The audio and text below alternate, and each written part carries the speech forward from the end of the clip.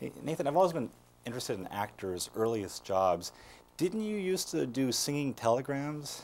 Yes. Yes, when I first came to New York back in the late 70s, I had all those struggling actor jobs. I sold things by phone, TV Guide, a precursor to the Thigh Master, something called the Bull Worker. Don't even ask. And then I also sold a cookbook, and also did Harris Poll surveys. You know, you call wheat farmers in the Midwest and say what insecticide are you using on your crops. And you called them at like 8 a.m. and they hated you, and singing telegrams. Of course, I'd get in a tuxedo, and it's usually the last thing people want is to have you come in and sing at them. Congratulations, Shirley, your stretch marks hardly show. Yeah, it was a very, very depressing job. You know, one of my pet peeves when I see a show or a theater or a movie are people talking in the audience. I was at interviewed an actress who was at a performance in Florida where a woman walked to the front of the stage and said in a loud voice, "Speak up, we can't hear you." Oh, sure, yeah, that's happened, yeah.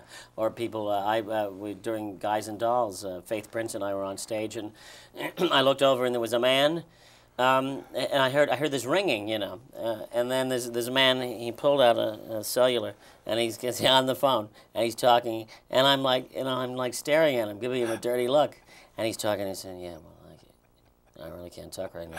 I mean, can you imagine? I mean, yeah, it's you know, and it's amazing what people will do. There's a woman who, during one play, I remember she screamed out in the middle of the first act, "Where's the plot? Where's the plot?" What are you going to do? You can't please everybody.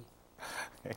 Well, turning to Birdcage, the great thing about movie studio lots, there are all kinds of people there, from studio guards to executives to teamsters. When you're wearing the type of costumes that you were wearing, did you find yourself getting a lot of... You're a sexual magnet, let's face it. I mean, everyone was hitting on me. It was pathetic. Because, let's face it, I'm some sex kitten in this thing, huh? Oh, baby. You know, people, they treat you a little nicer. That's what they do, you know, especially when in the Mrs. Coleman look, sort of the Mrs. Coleman / Barbara Bush look, the big pearls and the pink suit. They're very kind to you, and they want to bring you tea and get you, you know, a chair. And yeah, it's an interesting thing to have happen. But they do treat you a little differently. Did you find that Robin Williams, after his Mrs. Doubtfire experience, did he give you a bit of advice on what to expect? No. He essentially was just very supportive. He knew what it was like to stand around all day in heels and a bodysuit, and so he was very supportive of me, and was always sort of checking to see if I was okay. And yeah, no, there were no tips. His makeup was much more severe than mine. He had prosthetics, and his was a very long makeup job, and mine was a little simpler. But once you've stood there for, you know, for a 14-hour day, you know, it does tend to make you a little testy. Gene Hackman, one of my favorite actors. How good of a dancer? Gene Hackman, Twinkle Toes Hackman. He is. I love Gene Hackman. He's my favorite actor in the world. I told him that every day, I think I told him that. He's kind of shy, you know. He's very nice and, you know, the ultimate pro. But, yeah, I would tell him.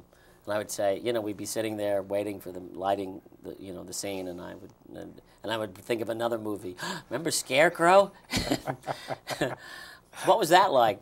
And oh, he was great. He's just we just had a great time, and I think he had a lot of fun. I think he was coming off of Crimson Tide. You know, he was trapped in a submarine, you know, with 48 men. So you know, it wasn't easy. It was very tense, and this was like you know, a barbecue.